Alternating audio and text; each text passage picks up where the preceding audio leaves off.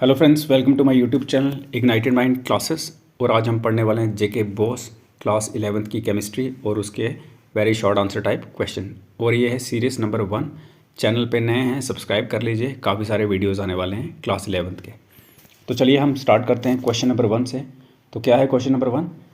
ये physical chemistry से आपको मोल डिफाइन करना है। तो देखिए मोल क्या होता है? ये होता है अमाउंट ऑफ सब्सटेंस। क्या होता है? अमाउंट ऑफ सब्सटेंस, जिसमें इतनी एंटिटीज़ होती हैं, यानी कि हम इनको एटम्स भी बोल सकते हैं और पार्टिकल्स जो भी है हम बोल सकते हैं, एटम्स या मॉलिक्यूल्स कुछ भी बोलो आप। और ये कितने होते हैं? 6.022 इंटू 10⁻23। तो ये एटम्स या मॉलिक्यूल्स हो सकते हैं। उसके बाद अगला question, molar mass. Molar mass क्या होता है? ये मास होता है 1 मोल ऑफ सब्सटेंस और ये ग्राम्स में होता है। उसके बाद एम्पेरिकल फार्मूला क्या होता है? एम्पेरिकल ये सिंपलेस्ट होल नंबर रेशियो होती है एटम्स की, हर एक एलिमेंट की, किसके अंदर? कंपाउंड के अंदर। आगे क्वेश्चन नंबर 4, आपको बताना है कि मॉलिक्यूलर फार्मूला क्या होता है। देखिए मॉलिक्यूलर फार्मूला जो होता है ना, ये क्या करता है? ये हमें एक्चुअली एक्चुअल नंबर बताता है एटम्स का, हर एक एलिमेंट के, जो किसके अंदर होते हैं? मॉलिक्यूल के अंदर। उसके बाद हम पढ़ेंगे मोलैरिटी। मोलैरिटी क्या होती है? देखिए मोलैरिटी कैपिटल M होता है इसके लिए, और ये किसके किसके बराबर होती है? Moles of solute upon litres of solution. ठीक है। उसके बाद मोलैलिटी क्या होती है? और ये स्मॉल होता है M, इसमें moles of solute upon KG of solvent. तो ये केजी में इसका होता है। ठीक है, ऊपर लीटर्स में होता है, नीचे केजी में मोलैलिटी। याद रखना मोलैलिटी लीटर्स में होती है, मोलैलिटी केजी। ठीक है। उसके बाद नॉर्मेलिटी। अब नॉर्मेलिटी क्या है? इसके लिए कैपिटल N लगाना है।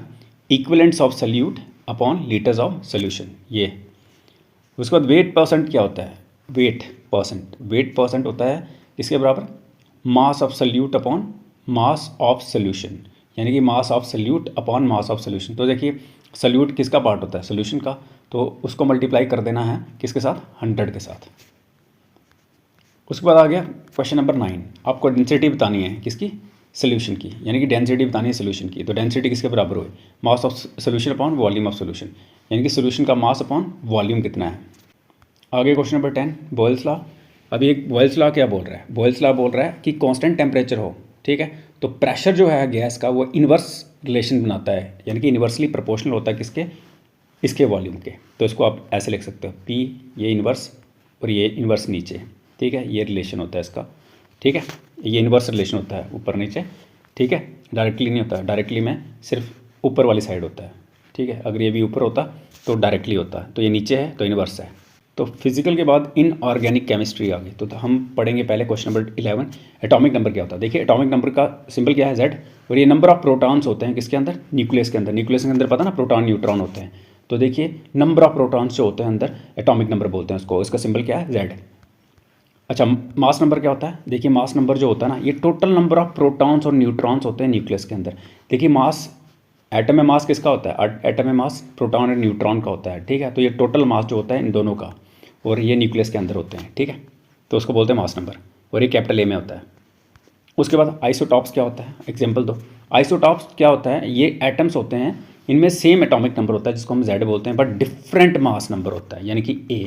जैसे कार्बन का C12 हो गया या C13। ठीक है, इनका देखो, इनका एक्चुअली क्या है? इनका एटॉमिक नंबर सेम है, लेकिन मास नंबर देखो, एक का C12 है, एक C13। ठीक है, आगे आइसोबास। आइसोबास क्या होते हैं? आइसोबास एटम्स होते हैं जिनमें सेम मास नंबर होता है बट एटॉमिक नंबर डिफरेंट होता है। ठीक है, आगे question number 15, iso electronic species कौन से होते हैं? देखिए स्पीशीज़ जिनके सेम नंबर ऑफ इलेक्ट्रॉन्स होते हैं।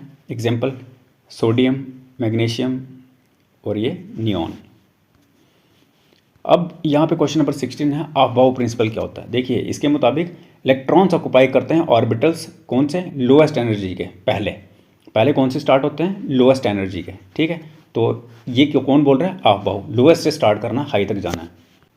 आगे पॉलीज एक्सक्लूजन प्रिंसिपल आपको क्या बता रहा है? ये बता रहा है दो इलेक्ट्रॉन जो एटम के अंदर होते हैं उनमें same set of 4 quantum numbers नहीं होते हैं। मतलब कि नो का इसने बोला कि नहीं होते हैं, होते नहीं हैं, नहीं होते हैं। हर्ट्ज रूल क्या बोल रहा है मैक्सिमम मल्टीप्लिसिटी के बारे में? बोलता है कि इलेक्ट्रॉन ऑक्युपाई करता है डीजनरेट ऑर्बिटल्स सिंगली पहले, फिर किसके साथ? पैरेलल स्पिन्स के साथ। अच्छा, वैलेंसी क्या होती है? वैलेंसी होती है कंबाइनिंग कैपेसिटी किसकी? एलिमेंट की। ठीक है, उसके बाद क्वेश्चन नंबर 20, आपको जर्नल इलेक्ट्रॉनिक कन्फिग्रेशन बतानी है एस ब्लॉक एलिमेंट्स की। जर्नल इसमें है NS1 ग्रुप 1 के लिए और NS2 ग्रुप 2 के लिए। आगे ऑर्गेनिक केमिस्ट्री 3rd नंबर पे। तो ये क्वेश्चन नंबर इसका जो फर्स्ट है जिसको हमने 21 नंबरिंग दी है, होमोलोगस सीरीज़ क्या है। तो देखिए सीरीज़ जो होती है कंपाउंड्स की जिसमें सेम फंक्शनल ग्रुप होता है और सिमिलर केमिकल प्रॉपर्टीज़ होती हैं, ठीक है, और ये डिफ़र करता है किससे, CH2 यूनिट से, ठीक है, तो उसको होमोलोगस सीरीज़ में इंक्लूड किया जाता है। ये कंपाउंड्स होते हैं, ठीक है। तो फंक्शनल ग्रुप क्या होता है, ये होता है एटम या ग्रुप जो रिस्पॉन्सिबल होता है किसके लिए, करैक्टरिस्टिक केमिकल रिएक्शंस के लिए किसी कंपाउंड के अंदर। उसके बाद है नंबर 23 आइसोमेरिज्म। देखिए आइसोमेरिज्म क्या होता है, कंपाउंड जिनका सेम मॉलिक्यूलर फॉर्मूला होता है बट डिफरेंट स्ट्रक्चर या अरेंजमेंट होता है उसको बोलते हैं आइसोमेरिज्म। आगे क्वेश्चन नंबर 24 आपको बताना है कि स्ट्रक्चरल आइसोमेरिज्म क्या होता है। देखिए वो आइसोमेरिज्म जो किसकी वजह से होता है, डिफरेंट कनेक्टिविटी ऑफ एटम्स की वजह से, उसको बोलते हैं स्ट्रक्चरल आइसोमेरिज्म।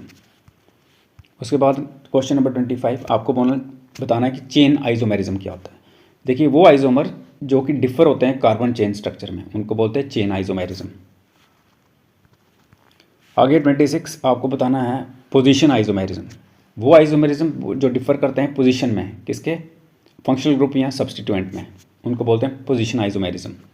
आगे है क्वेश्चन नंबर 27 आपको बताना है ज्योमेट्रिकल आइसोमेरिज्म क्या होता है। देखिए आइसोमर्स डिफर करते हैं स्पेशल अरेंजमेंट में किसके अराउंड, डबल बॉन्ड या रिंग के, तो उनको बोलते हैं ज्योमेट्रिकल आइसोमेरिज्म।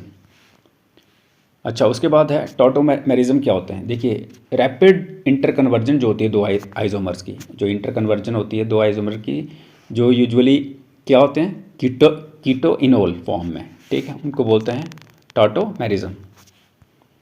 उसके बाद एलिफैटिक कंपाउंड क्या होते हैं। तो एलिफैटिक कंपाउंड यानी कि ऑर्गेनिक कंपाउंड जिनमें स्ट्रेट या ब्रांच्ड कार्बन चेन होती है, नॉट एरोमेटिक।